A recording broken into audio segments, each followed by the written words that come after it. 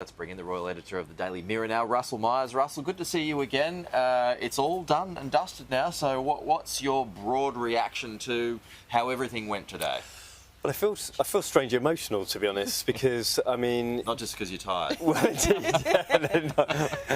I think what we've witnessed over the last 12 days is just not only truly momentous for what's happened, and we obviously lost the Queen, but what this means for the royal family and their standing within the world. I mean, I don't expect we'll ever see anything. Well, certainly we won't, but whether the royal family will ever see this again. I mean, truly momentous reign. I mean, I was in the Abbey today and really can't even describe the emotion of the event. I mean, it was just overpowering at times. Wow.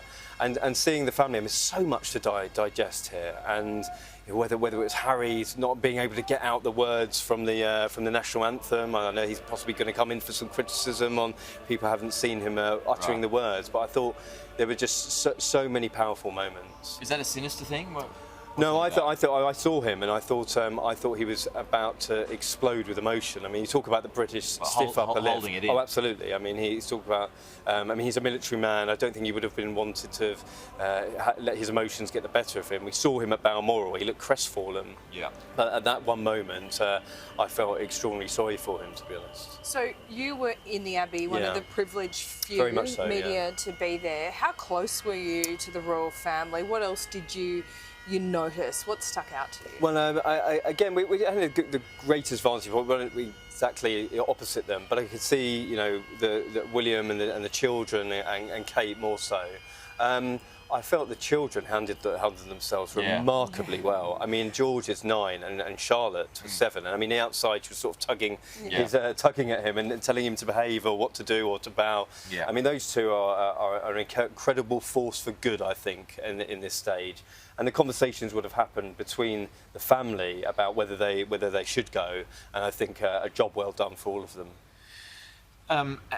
The fact that it's wrapped up in Windsor now, the Queen has been interred this evening. She's there with Prince Philip. She's there with King George VI. She's there with her sister Margaret and her mum as well. I mean, it's a beautiful ending to a beautiful send-off.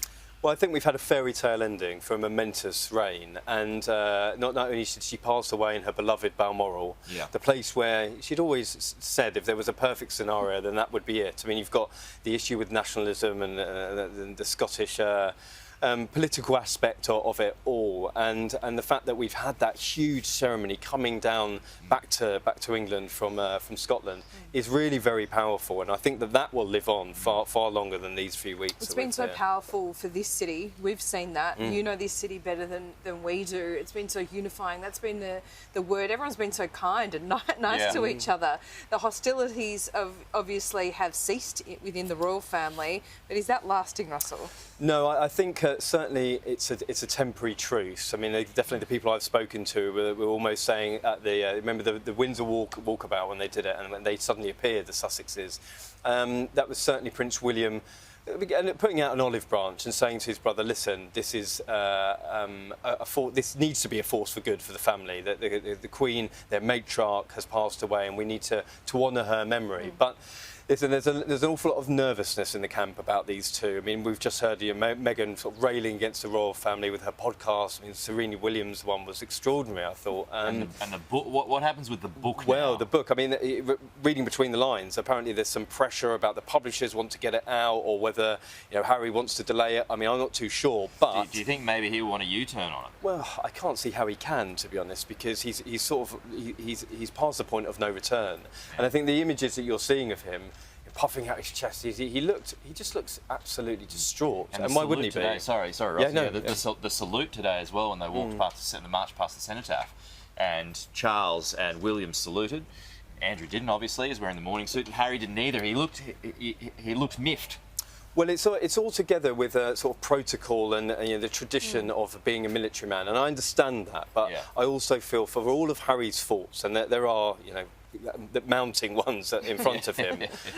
I feel terribly sorry for him when these things happen, because he is a fantastic ambassador for the military. He served his country Absolutely bravely over 10 years in the British Armed Forces. And then the fact that this is happening to him, I mean, he's a great ambassador for veterans as well.